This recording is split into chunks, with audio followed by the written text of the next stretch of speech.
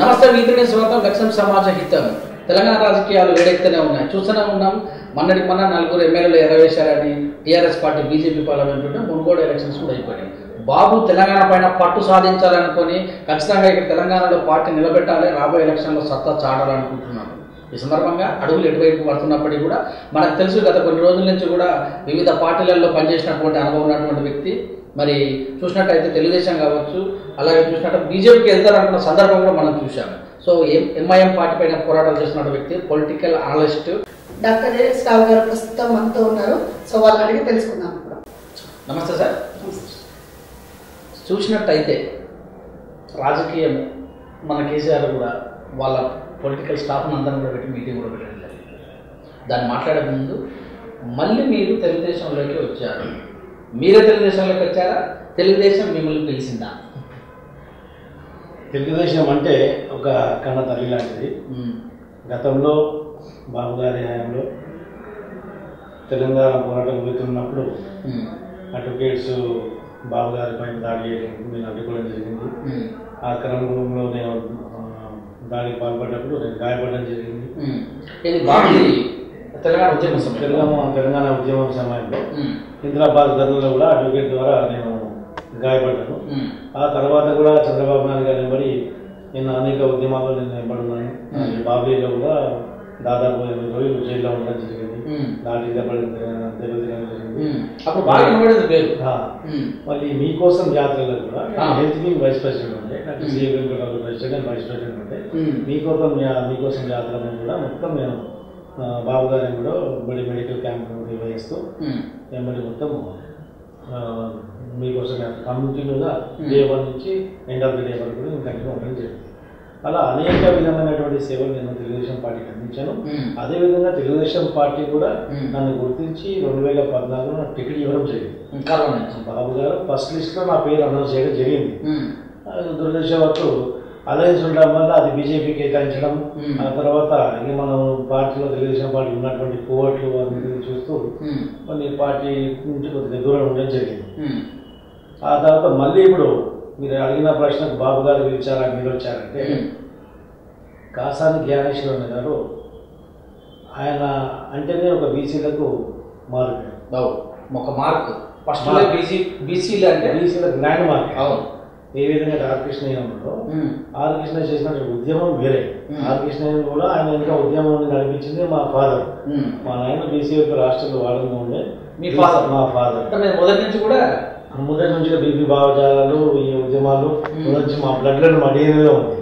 So are Krishna చేసినటువంటి ఉద్యమాలు అన్నింటిలో కూడా ఈ రోజు కూడా ఆర్ కృష్ణ కడితే శంకరన్న అంటే నమస్తే చెప్తున్నాను. సో మా ఫాదర్ వాళ్ళకు పోలీస్ కేసులు ఉన్నప్పుడు అనేక విధమైన ఇబ్బందులు కలిగినప్పుడు వాళ్ళ ఫుడ్ కానీ షెల్టర్స్ కానీ బీసీ హాస్టల్లో ప్రొవైడ్ చేసేవారు.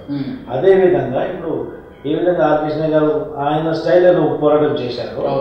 మరి కాసాని జ్ఞానేశ్వరన్ గారి యొక్క ప్రత్యేకత ఏంటంటే ఆయన బీసీ కులాలలో అట్టడుగు వర్గాల్లో కొన్ని కులాలు ఆర్థికంగా సామాజికంగా పేరుగా ఉన్నాయి. కానీ బీసీలలో దాదాపు 90 కులాలు రాజకీయంగా సామాజికంగా అన్ని విధాలు కూడా అణచివేయడం జరిగింది.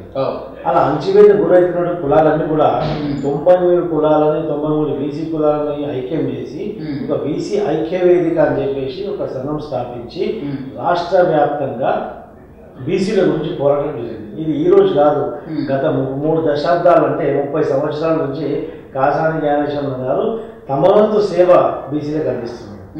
బీసీలలో ఆయన ఒక ఆనిముత్యం అని చెప్పేసి ఇది మనం చెప్పాలి. 2014లో ఆర్ కృష్ణయ్యకు టికెట్ ఇచ్చింది తెలుగుదేశం పార్టీ ఎల్బీ నగర్ నుంచి. సో బీసీ కార్డు తోటి మళ్ళీ 2023లో అదే స్ట్రాటజీ తోటి కాసాని జ్ఞానేశ్వరరావు గారు తీసుకొస్తారు. ఎందుకంటే ఫౌండేషన్ అనేది మీరు ఒకసారి తెలుగుదేశం పార్టీ చరిత్ర చూసుకుంటే అన్నగారు ఎన్టీ రామారావు గారు అత్యధికంగా బీసీలు శాసనసభ కానీ చట్టసభగా ముఖాలు కూడా చూడనటువంటి బీసీలకు అత్యధికంగా సీట్ ఇచ్చి సామాన్యుని తీసుకెళ్లి శాసనసభలో కూర్చోబెట్టినటువంటి ఘనత అన్నగారు ఎన్టీ రామారావు గారిని. సో తెలుగుదేశం పార్టీ ఆల్వేస్ బీసీల పార్టీ కిందకి పేరు వచ్చింది. సో అదేవిధంగా ఈరోజు మళ్ళీ కాసాని జ్ఞానేశ్వరరావు గారికి ఈ తెలుగుదేశం పార్టీ తెలంగాణ స్టేట్కి అధ్యక్షుడు చేయడం వల్ల మళ్ళీ ఒక బీసీలు పుంజుకునే అవకాశం బీసీలలో మరింత ఆశ ఈరోజు నెలకొంది. సో ఈ తెలుగుదేశం పార్టీని అందరూ అవకాశవాదులు కూడా తెలుగుదేశం పార్టీలో సామాన్యులు కూడా శాసనసభ మెంబర్లాగా మన తర్వాత శాసన మండలి మెంబర్లై తర్వాత మంత్రులై తెలుగుదేశం పార్టీని ఉపయోగించుకొని తెలుగుదేశం పార్టీ వల్ల బలపడి ఈరోజు ఏ విధంగా అయితే తల్లి బాధాలు తల్లిగా ముందన్నట్టు విశ్వాసఘాతకం చేసి వాళ్ళు వెళ్ళిపోయారు. ఇది వాళ్ళ విజ్ఞతకి ఎవరిని విమర్శించడం మా ఉద్దేశం కాదు, ఇది వాళ్ళ విజ్ఞత. కానీ ఈరోజు మళ్ళీ కాసాని జ్ఞానేశ్వరన్న తెలుగుదేశం పార్టీ తెలంగాణ యూనిట్కి ప్రెసిడెంట్ కావడం, నియమితులు కావడం బీసీలలో కొత్త ఆశ నెలకొంది. కాసాని జ్ఞానేశ్వరన్న కూడా ఒకటే పిలిపించారు, ఏ పార్టీ కూడా బీసీలకు టికెట్ ఇవ్వట్లేదు.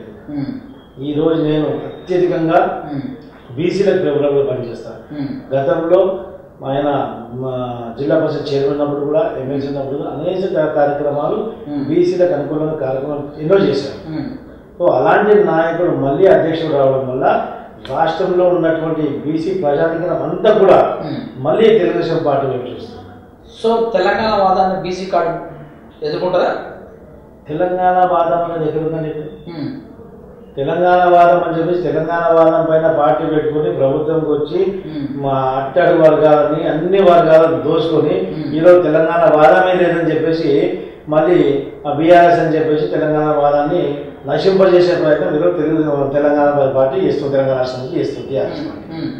సో మళ్ళీ కనుమరుగు చేస్తున్నటువంటి తెలంగాణ వాదాన్ని మళ్ళీ తెలంగాణ తెలుగుదేశం పార్టీ ఆ తెలంగాణ వాదాన్ని ఆ యొక్క బీసీ యొక్క తత్వాన్ని బీసీల యొక్క ప్రాముఖ్యతను మళ్ళీ తీసుకురావడానికి కాసాని జ్ఞానేశ్వరరావు గారు కంకణం కట్టుకున్నారు.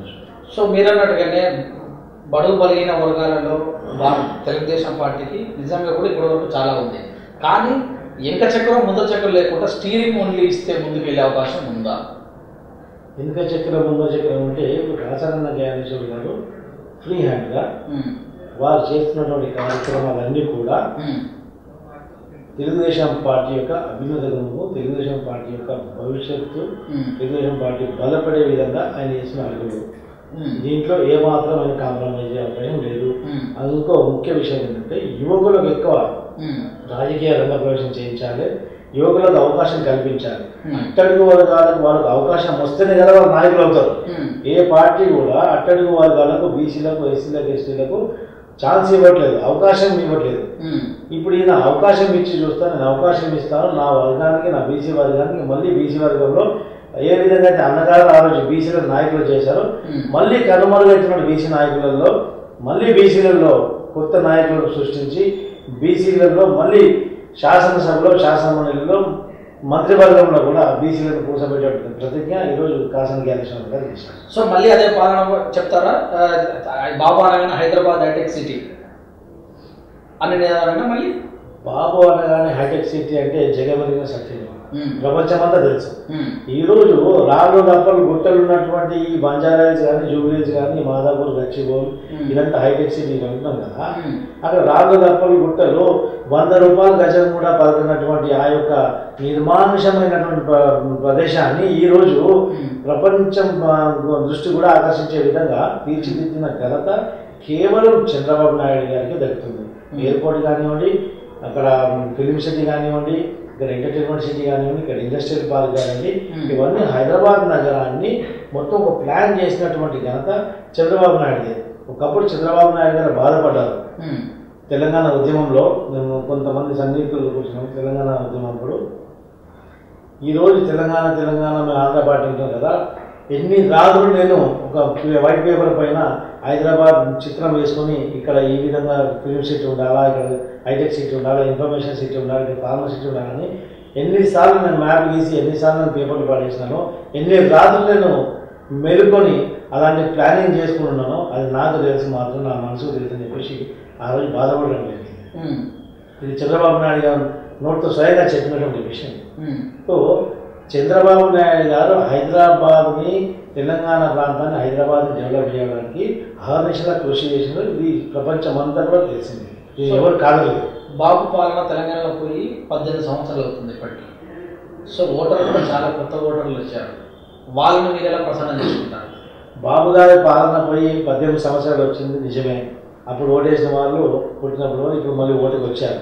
కానీ ఇప్పుడు చూస్తే గత 8 సంవత్సరాలు అప్పుడు గ్యాప్ ఇక్కడ వచ్చినా కానీ లాస్ట్ ప్రభుత్వం ఆంధ్రాలో చంద్రబాబు నాయుడు గారిది. ఏమాత్రం బడ్జెట్ లేనటువంటి అత్యంత పేదరికంలో ఉన్నటువంటి రాష్ట్రాన్ని ఒక ముఖ చిత్రం మార్చేసి అక్కడ పెట్టుబడులను ఆకర్షించి ఒక రాజధాని కానీ ఇక్కడ ఉన్న ఇన్ఫ్రాస్ట్రక్చర్ని డెవలప్ చేసి ఒక ప్రీ ప్లాన్, ఒక భవిష్యత్తు ప్లాన్ అన్నది ఒక ప్రణాళిక సృష్టించారు. ఆ యొక్క సృష్టించిన ప్రణాళిక ఆయన పడ్డటువంటి తపన ఆంధ్రప్రదేశ్ని ఏ విధంగా డెవలప్ చేస్తామని చెప్పేసి ఆహర్నిశలు గత 5 సంవత్సరాలు ఆయన చేసినటువంటి కృషి ఈరోజు ఉన్న యువతంతా గ్రహించింది. ఇప్పుడు కంపేర్ చేసుకుంటారు, యువత ఈరోజు కంపేర్ చేసుకుంటారు. ఇక్కడ ఉన్నటువంటి గత 8 సంవత్సరాలు ఉన్నటువంటి ఠాగూర్ ప్రభుత్వం, అక్కడ ఉన్నటువంటి తుగ్లక్ ప్రభుత్వం, ఏ ప్రభుత్వం ముఖ్యమంత్రి, ఏ ప్రభుత్వం ఏ విధంగా పనిచేస్తుందో, ఇప్పుడు చంద్రబాబు నాయుడు గారి పాలన ఏ విధంగా ఉందో, చంద్రబాబు నాయుడు గారి బాడీ లాంగ్వేజ్ ఏ విధంగా ఉందో, ఆయన మాట్లాడేటువంటి పద్ధతి ఏ విధంగా ఉందో ఈరోజు యువత పరిశీలిస్తున్నారు, యువత దాన్ని ఫాలో అవుతున్నారు కూడా. సో మొత్తం మీద చూస్తే మీరు 2014లో టికెట్ ఇచ్చిన సందర్భంలో మీ యొక్క అఫిడవిట్లో అత్యధిక సంపన్నులు పోటీ చేసినటువంటి పేర్లలో మీ పేరు ఉంది, నిజమేనా? అంటే అఫిడేవిట్లో మన పైన ఉన్నటువంటి ఆస్తిపాస్తులని వివరాలు ఇవ్వడం జరుగుతుంది. సో అదేవిధంగా ఇచ్చినాను. పేపర్లలో, పత్రికలలో ఒక 5-6 సంపన్నులు, రాజగోపాల్ రెడ్డి, నామనాగేశ్వరరావు, వీళ్ళందరూ లాస్ట్ నా పేరు కూడా ఇవ్వడం జరిగింది. ఎందుకంటే మా ఫాదర్ తరం చూసినటువంటి ఒక ఆస్తి నా పైన రిజిస్టర్ ఉంది. కారణాలు ఏ విధంగా ఇప్పుడు నా పేరు మీద రిజిస్టర్ ఉన్నటువంటి భూమిని నేను చూపించడం తప్పదు కాబట్టి ఆ రోజు నేను పోటీ చేసేటప్పటికి ఆ రోజు నన్ను విలువ అనేది 180 కోట్లు పడుతుంది. 180 crores of worth property belongs to me అని చెప్పి అఫిడవిట్ చూపించింది. సో నయం భయపడించడం వల్లనే ఏఎస్ రావు గారు రాజకీయాలకు దూరంగా ఉంటున్నారు అంటారు. సో ఇప్పుడు ఆయన లేరు, అందుకే వచ్చారు రాజకీయాల్లోకి. నయం కాదు కానీ నయం తాత వచ్చినా ఏసరావు భయపడ్డాడు కాదు. ఎందుకంటే ఇప్పటికి చరిత్రలో ఎవరు కూడా మక్కా మస్జిద్ 15,000 ముస్లింలలో మక్కా మస్జిద్లో స్పీచ్ ఇస్తా అని చెప్పేసి, ఉర్దూలో స్పీచ్ ఇస్తా అని చెప్పేసి అన్న నాయకుడు ఎవరు కాదు. అలాంటి 15,000 ముస్లింలలో నేను భయపడి ఎంఐఎం లాంటి కరడు కట్టినటువంటి ఉగ్రవాదులతో నేను భయపడినోని నయం లాంటి ఆగ్రహుడితో భయపడే శక్తి చాలా వచ్చినాయి. నయం వసూళ్ళకు పాల్పడేటోడు అంటే నయం అనేది నయం అనుచరులు అనేది నా దగ్గరికి వచ్చేవాళ్ళు, అంటే ట్రీట్మెంట్ పరంగా వచ్చేవాళ్ళు. నయం అత్తాపూర్ పరిసర, అత్తాపూర్, ఉప్పర్పల్లి ఈ పరిసరాల్లో వచ్చేవాళ్ళు. సో నైట్ టైమ్స్లో నా హాస్పిటల్ అనేది 24/7 ఉంటుంది కాబట్టి యూజువల్గా 12:30-1 వరకు నేను హాస్పిటల్లో ఉంటాను. మా ట్రీట్మెంట్ రకరకాల ట్రీట్మెంట్లకు వాళ్ళ అంశాలు వాళ్ళు వచ్చేది. ఆ తర్వాత నన్ను గమనించిన తర్వాత అంటే నయం అంశాలు నాకు తెలియదు. ఆ తర్వాత వాళ్ళ ఇన్ఫర్మేషన్ గ్యాదర్ చేసి ఒక రోజు నాకు కాల్ రావడం జరిగింది. ఇట్లా నయం మనుషులు మాట్లాడుతూ పలానా అమౌంట్ పంపించాలని చెప్పేసి, ఏం చేస్తావు చేసుకుని మాకు పంపించాలని చెప్పాను. ఆ తర్వాత ఏంటంటే కొద్ది రోజుల తర్వాత వాటి నోట్ అయ్యింది. సో మళ్ళీ యాక్టివ్ రాజకీయాల్లో పాల్గొంటారు, కార్వాన్ నుంచి పోటీ చేస్తారనుకోవచ్చా? పార్టీ ఆదేశిస్తే ఎక్కడి నుంచైనా పోటీ చేస్తా. కాకపోతే నేను కార్వాన్ స్థానికుని కాబట్టి 100% కార్వాన్ నుంచే పోటీ చేస్తాను. పోటీ చేయడమే కాకుండా ఈసారి కార్వాన్లో తెలుగుదేశం పార్టీ యొక్క పచ్చ జెండా గోల్కొండ కోట పైన రెబరబలు ఆడిస్తాను. సో మరి అక్కడ మైనార్టీ ఓట్లు మేజర్గా ఉన్నాయి. మైనార్టీ ఓట్లకు గత్యంతరం లేక ఆ యొక్క పిచ్చి పార్టీకి ఓటేస్తున్నాడు. మైనార్టీలకు మంచి చేసింది తెలుగుదేశం పార్టీ తప్ప వేరొక పార్టీ. సో హిందూ ఓటు బీజేపీ గుంజుకుంటుంది, మైనార్టీ ఓటు వాళ్ళు మీకు ఓటు వేసుకోవాలి అక్కడ. బీజేపీ ఓటు తీసుకుంటుందా, ఈ ఓటు తీసుకుంటుందా అని చెప్పేసి ఈ పార్టీలన్నీ మతతత్వ పార్టీలు మతపరంగా వీళ్ళని రెచ్చగొట్టి ఒక మతం ముసుగులో ఓట్లాడుకునే ఒక దుష్కర్మ వీళ్ళందరికీ. తెలుగుదేశం పార్టీకి అంత గర్వం పట్టలేదు మతం పేరు పెట్టుకొని ఓట్లాడడానికి. తెలుగుదేశం యొక్క కమిట్మెంట్, తెలుగుదేశం యొక్క సిన్సియారిటీ, తెలుగుదేశం గతంలో చేసినటువంటి అభివృద్ధి, తెలుగుదేశం పార్టీ ఏ వర్గానికి కూడా చిన్న చూపు చూడకుండా సామాజిక న్యాయం ఒక ఉద్దేశంతో అందరికీ సమన్యాయం చేయ విధంగా తెలుగుదేశం పరిపాలన ఉండేది. రేపు కాబోయే రోజులలో తెలుగుదేశం పరిపాలన ఖచ్చితంగా వస్తుంది. తెలుగుదేశం ఖచ్చితంగా అన్ని వర్గాలకు కూడా సామాజిక న్యాయాన్ని అందించే విధంగా తెలుగుదేశం ప్రభుత్వం ముందుకుంటుంది. కాబట్టి మాకు ఓట్లు వేయడానికి ప్రజలు ఏమాత్రం సంకోచించారని చెప్పేసి మా యొక్క దృఢమైన విశ్వాసం. సో ఏదన్నా మీకు నమ్మకం ఇచ్చారా ప్లేస్ గురించి ఏమన్నా? ప్లేస్ అంటే అన్నగారు నాకు చాలా సన్నిహితులు, ఎక్కడ వెళ్తున్నావు నువ్వు కంటిన్యూగా వర్క్ చేసుకో, ఆయన విత్యం అని చెప్పి నాకు అష్యూరెన్స్ ఇవ్వడం జరిగింది. దాని ప్రకారం వెళ్తున్నాను. సో ప్రణాళికలు ఏమైనా ఉన్నాయా తెలుగుదేశం పార్టీని మళ్ళీ గత పూర్వవైభవం అంటే కనీస ప్రతిపక్షంగా చూసుకోవచ్చా? ప్రతిపక్షం ఎందుకంటే ప్రభుత్వంలోకి తీసుకొస్తారా? పూర్వవైభవం తీసుకొస్తామంటేనే ప్రభుత్వం ఏర్పాటు చేస్తామన్నట్టే. We will going to become a key role in Telangana. అంటే అలయన్స్ లేకుండానే? అలయన్స్ ఉన్నా ఉండకపోయినా అలయన్స్ గురించి నేను మాట్లాడే స్థాయి నాది కాదు. సో ఆంధ్ర పార్టీ అనే పేరు పోగొడతారా? ఆంధ్ర పార్టీ ఎప్పుడు ఉండేది? మీరు ఉమ్మడి రాష్ట్రం ఉన్నప్పుడు కూడా, ఆంధ్రప్రదేశ్ ఉమ్మడి ఆంధ్రప్రదేశ్ ఉన్నప్పుడు కూడా ఆంధ్రాల కంటే కూడా తెలుగుదేశం పార్టీకి ఎమ్మెల్యేస్ కార్యకర్తలు ఉన్నది తెలంగాణలోనే. సో అభిమానం తెలంగాణలో ఎక్కువ ఉందా ఆంధ్రాలో ఎక్కువ? మీరు చూడండి. ఈ రోజు కూడా మీ క్యాడర్ పరంగా చూస్తే తెలంగాణలో క్యాడర్ ప్రాణం వచ్చే క్యాడర్ ఉంటుంది ఆంధ్ర కంపేర్ చేస్తే. కాకపోతే గతంలో అనివార్య కారణం వల్ల ఈ రాష్ట్రం విడిపోయింది కాబట్టి ఈ యొక్క డివిజన్స్ వచ్చిన ఈ యొక్క పరిస్థితి ఉత్పన్నమైంది కాబట్టి తెలంగాణ ఆంధ్ర అనేది తెలుగుదేశం పార్టీ ఏనాడు కూడా వ్యత్యాసం చూపలేదు. ఏ వర్గాల వాళ్ళు ప్రసారం చేసుకునే అవకాశం ఉంది? అన్ని వర్గాలతో కలుసుకునే అవకాశం ఉందో? బీసీ కార్డు ఒకటేనా? అన్ని వర్గాలను ఆల్రెడీ తెలుగుదేశం పార్టీ సాటిస్ఫై చేసింది కూడా. అత్యధిక జనాభా ప్రకారంగా, తమాషా ప్రకారంగా అత్యధికంగా ఉన్న ఓటర్స్ ఎవరని బీసీలే కదా. సో బీసీలో అత్యధికంగా ఓటర్స్ ఉన్న వాళ్ళకు కొంచెం సీట్లు ఎక్కువ ఇచ్చినందువల్ల సో మన ఓట్లు నిలబడడం అని చెప్పేసి ఒక ఆశతో, ఒక ఉత్సాహంతో బీసీలు ఎక్కువ ఓట్లు వేసే అవకాశం ఉంటుంది. సో బీసీలకు కూడా న్యాయం చేసినట్టు ఉంటుంది. సో మీరు తెలుగుదేశం పార్టీ తయారు చేసినటువంటి కొంతమంది నాయకులు, కొడాలి లాంటి వాళ్ళు విరుచుకోబడుతున్నారు, ఫ్యామిలీ కూడా కించపరిచే విధంగా అసెంబ్లీలో చూశాను కదా. సో మరి తెలంగాణలో అలాంటి నాయకత్వాన్ని బలపరిచే అవకాశం ఉందా? కొడాలి లాంటి వ్యక్తులు అంటే అలాంటి వ్యక్తులను పేరు కూడా తీయడం మంచిది కాబట్టి అతను ఒక రోగు. తెలుగుదేశం పార్టీలో అలాంటి నీచ సంస్కృతి కలిగినటువంటి వ్యక్తులు ఎవరు లేరు. ఎందుకంటే మా తెలుగుదేశం పార్టీ ఒక క్రమశిక్షణ కలిగినటువంటి పార్టీ. ఏ మాట్లాడినా, ఏ స్టేట్మెంట్ ఇచ్చినా ఒక క్రమశిక్షణతోటి జరుగుతుంది. ఒకరిని విమర్శించినా కానీ ప్రజాస్వామ్యబద్ధంగా విమర్శించడం జరుగుతుంది. వ్యక్తిగతంగా విమర్శించినా కానీ నాకు హుందాగా ఉన్నాయి. మా అధ్యక్షుడు కానీ, అన్నగారు ఎన్టీ రామారావు గారు కానీ, అధ్యక్షుడు కానీ, మా నాయకులు కానీ, మా పార్టీ యొక్క ప్రోటోకాల్, మా పార్టీ యొక్క సిస్టంలో అలాంటి సిస్టమ్ ఉంది కాబట్టి ఎవరిని కూడా వ్యతిరేకించినా, విమర్శించిన ఒక ప్రజాస్వామ్యబద్ధంగా అన్పార్లమెంటరీ లాంగ్వేజ్ యూజ్ చేయడం అనేది మా తెలుగుదేశం పార్టీ చరిత్ర లేదు. చిన్న కార్యకర్త కానీ, పెద్ద నాయకుడు కానీ ఒక రోడ్ రోమియోలాగా, ఒక రౌడీలాగా, ఒక పిచ్చోడులాగా ఇష్టం ఉన్నట్టు వ్యవహరిస్తే వాడిని ప్రజానాయకుడు అనుకోడు, పిచ్చోడు అనుకుంటాడు. ఆ పిచ్చి పార్టీ నాయకుడు పిచ్చోళ్ళనే వ్యవహరిస్తాడు. పిచ్చి హాస్పిటల్ ఉన్నటువంటి రోగులందరూ కూడా పిచ్చిగా చేయడం అతి సామాన్యం. సో ఆ పిచ్చి పార్టీలో ఉన్నవాడు పిచ్చిగా మాట్లాడటం ఇది ఆశ్చర్యమైన విషయం కాదు. కారులో ఉన్న వాళ్ళందరూ మళ్ళీ సైకిల్ వైపు వచ్చే అవకాశం ఉంటుందా? కారులో ఉన్న వాళ్ళు, చేతులు ఉన్న వాళ్ళు, పువ్వులు ఉన్న వాళ్ళు, ఇంకా అనేక రకరకాల గుర్తులలో రకరకాల స్టేజ్ల పైన ఉన్నటువంటి వాళ్ళందరూ కూడా మళ్ళీ తెలుగుదేశం పార్టీ యొక్క పూర్వవైపు వస్తుంది చూసి తెలుగుదేశం పార్టీ ఆకర్షితులవుతారు. రానున్న రోజుల్లో చాలా పెద్ద నాయకులు కూడా, మాజీ ఎమ్మెల్యేలు, మాజీ ఎంపీలు కూడా మళ్ళీ తెలుగుదేశం పార్టీ తీర్థం నేర్చుకొని మళ్ళీ తెలుగుదేశం పార్టీలో చంద్రబాబు నాయుడు గారి లీడర్షిప్లో తెలుగుదేశం పార్టీ బలపరచడానికి, మళ్ళీ పనిచేయడానికి అందరూ సన్నద్ధం అవుతున్నారు. సో మునుగోడు ఫలితాలు ఏమనిపించాయి?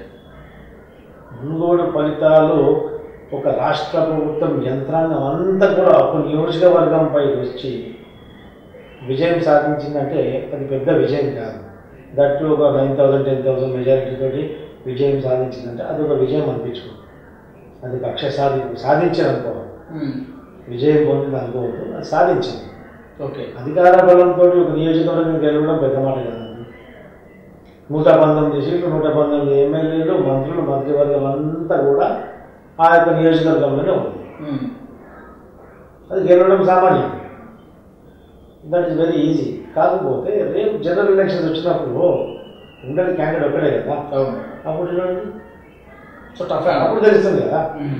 ప్రభుత్వ వ్యతిరేకత ఉందంటారా తెలంగాణలో? ప్రభుత్వ వ్యతిరేక తెలంగాణ కాదు, తెలంగాణ యొక్క ప్రతి ఒక్క ప్రజానీకంలో ప్రతి ఒక్క పౌరుడు ఈరోజు టీఆర్ఎస్ పార్టీని వ్యతిరేకిస్తుంది. ఎప్పుడు ఎలక్షన్స్ వస్తాయా, ఎప్పుడు ఓటు గుద్ది ఈ తెలంగాణ టీఆర్ఎస్ పార్టీని గదిలించుదామని చెప్పేసి కథనాడుతున్నాయి. సో బాబు గారు ప్రతి శనివారం రోజు ఎన్టీఆర్ భవన్లో ఉంది, కార్యకర్తలకు సామాన్యులకు టైం ఇస్తామని చెప్పారు, ఇస్తున్నారు? 100% బాబు గారు కలుస్తున్నారు. బాబు గారు కలిసే అవకాశం అవసరం ఉన్న వాళ్ళు గౌరవంగా కలుస్తారు. ఇప్పుడు తెలంగాణ పార్టీ అధ్యక్షులు కాసం జ్ఞానేశ్వర గారు ఉన్నారు కాబట్టి ఏ విషయమైనా ఆయన దాటుకుని అక్కడ ఏమలేదు, కానీ అన్ని విషయాలు ఆయన చూసుకున్నటువంటి సమర్థులు కాబట్టి కాసం జ్ఞానేశ్వర్ గారు అన్ని విషయాలు manage is capable leader to manage everything. So మంచి పోస్ట్ ఆశించవచ్చా మీ ద్వారా? నాకంటారా, నేను ఆ పనితీరు బట్టి పార్టీ నిర్వహిస్తుంది. మీరు అర్జీ పెట్టుకోలేదా? అర్జీ అంటే పెట్టుకుంటాము, అందరికి ఆశ ఉంటాయి, ఆశలేని కోరుకుంటుంది. ఆశపడే ఇలాంటి సమర్థులు మీరు ఉన్నటువంటి సమర్థులని నాకు నేను సమర్థన చెప్పుకోవడం కాదండి, పార్టీ నాకు నా యొక్క సమర్థత పార్టీ గుర్తించాలి. ఒక డాక్టరు, ఇప్పుడు పొలిటికల్ అనలిస్ట్ కూడా పనిచేస్తున్నారు, సామాజికమైనటువంటి సామాజిక కార్యక్రమాలలో ముందు ఉంటున్నారు. సో ప్రస్తుతం ఉన్నటువంటి మీలాంటి లీడర్స్ పార్టీ ప్రజలు కూడా అవసరమైనటువంటి డిమాండ్ ఉంది కదా. ఎంత మాత్రం నిజమైనప్పుడు కూడా ఏంటంటే 70 క్వాలిటీస్ నాకు ఉన్నప్పుడు కూడా దాని అన్నిటికీ మించి నేను ఒక తెలుగుదేశం పార్టీ కుటుంబ సభ్యుని, ఈ యొక్క కుటుంబాన్ని ఏ విధంగా బలపరచాలనేది దృఢ విశ్వాసంతో దృఢ సంకల్పంతో నేను కార్యక్రమం చేస్తున్నాను, ప్రతిరోజు ఆఫీస్కి వస్తున్నాను. అదేవిధంగా నేను ఉన్నటువంటి ప్రాంతాల్లో కానీ హైదరాబాద్ నగరంలో కానీ ప్రతి బస్సులో ప్రతి ఇంటి పైన తెలుగుదేశం పార్టీ యొక్క సిద్ధాంతాలు చేరవేసి తెలుగుదేశం పార్టీ యొక్క జెండాలు తెలుగుదేశం పార్టీ యొక్క నినాదాలు వినిపించే ఒక కార్యక్రమం అభివృద్ధి స్కందాలపై తీసుకొని పార్టీకి మేలు చేసే కార్యక్రమం చేస్తాను. పొజిషన్ ఇచ్చేది, మనకు పదవులు ఇచ్చేది, మనకు టికెట్లు ఇచ్చేది, దట్ ఆల్ డిపెండ్స్ అపాన్ మన కాసాని జ్ఞానేశ్వర్ గారు, చంద్రబాబు నాయుడు. ఎలా అనిపిస్తుంది? ఏమని మళ్ళీ పాత ఇంటికి వచ్చారు కదా.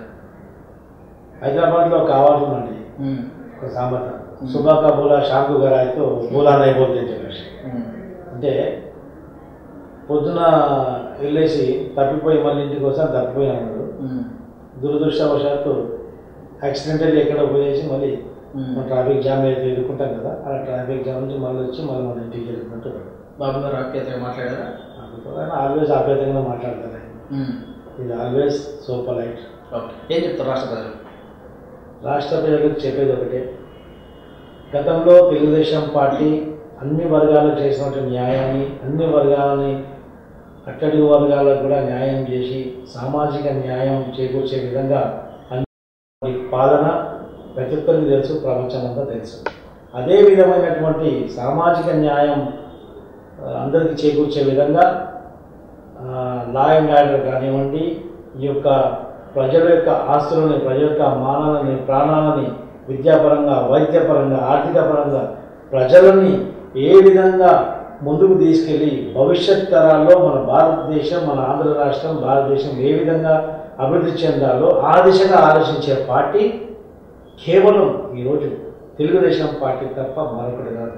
సోదరమణులకు, అక్కలకు, చెల్లెళ్లకు అందరికీ చేతులెప్పి విన్నవిస్తున్నాను. ఈ యొక్క తెలుగుదేశం పార్టీ యొక్క సిద్ధాంతాలను మీరు ఒకసారి గ్రహించండి, తెలుగుదేశం పార్టీ యొక్క చరిత్రను మీరు ఒకసారి చూడండి, తెలుగుదేశం యొక్క పార్టీ యొక్క పర్ఫార్మెన్స్ గత 30 సంవత్సరాలుగా తెలుగుదేశం పార్టీ ఏ విధంగా ప్రజల గురించి కాపాడుకుంటే, ప్రజలను కాపాడడం కోసం, ప్రజల మెరుగు కోసం, ప్రజల బాగోగుల గురించి ఏ విధంగా తెలుగుదేశం పార్టీ పనిచేసిన గ్రహించి ఈ యొక్క ప్రలోభాలు పెట్టే పార్టీలకు, తాగుబోతు పార్టీలకు, ఈ యొక్క సైకో పార్టీలకు, వారు పెట్టే ప్రలోభాలకు, వారు ఇచ్చే పిచ్చి ఉపన్యాసాలకు ఆకర్షితులై మీరు అక్కడ ఇక్కడ డైవర్ట్ కాకుండా తెలుగుదేశం పార్టీని రానున్న ఎన్నికల్లో గణనీయంగా విజయం చేకూర్చి తెలుగుదేశం పార్టీని తెలుగుదేశం ప్రభుత్వాన్ని ఈ ఆంధ్ర రాష్ట్రాల్లో నెలకొల్పితే మన ఆంధ్ర రాష్ట్రం మరొక 30-40 సంవత్సరాలు ముందుకెళ్తుందని చెప్పేసి ఈ సందర్భంగా సవినయంగా మరొకసారి అందరికీ కూడా ఇరు తెలుగు రాష్ట్రాల ప్రజానిక అందరూ కూడా తెలుగుదేశం పార్టీ యొక్క అనుదండగా తెలుగుదేశం పార్టీకి అనుకూలంగా ఉండమని చెప్పేసి విజ్ఞప్తి చేస్తున్నాం. జై హింద్, జై తెలుగుదేశం, జై Chandrababu Naidu. Thank you sir, thank you very much. So ఇదండి మరి డాక్టర్ ఏఎస్ రావు గారు మళ్ళీ సొంత గుడికి చేరుకున్న సందర్భంలో కాసాని జ్ఞానేశ్వరరావు గారితో ముందుకెళ్తానండి. కార్వాన్లో టికెట్ ఇచ్చినా మరి ఏ రకంగానైనా మరి ఎక్కడ ఇచ్చినా కూడా పోటీకి నేను సిద్ధంగా ఉంటానని, నయం లాంటి వాళ్ళు బెదిరించినప్పటికీ కూడా నేను భయపడే సాహసం నాది కాదని, వైద్య వృత్తిలో నేను ఉన్న సందర్భంలో వాళ్ళు వచ్చినప్పటికీ కూడా నాకు ఎలాంటి భయం లేదు. అలాంటి వాళ్ళకి చెక్కు పెట్టేటందుకు మళ్ళీ నేను రాజకీయంలోకి ముందుకెళ్తున్నానని కూడా తెలియజేశాను. చూస్తున్నటువంటి విధంగా లక్ష్యం సమాజ హితం. మేడం మీరు అట్లే ఉండండి ఖచ్చితంగా.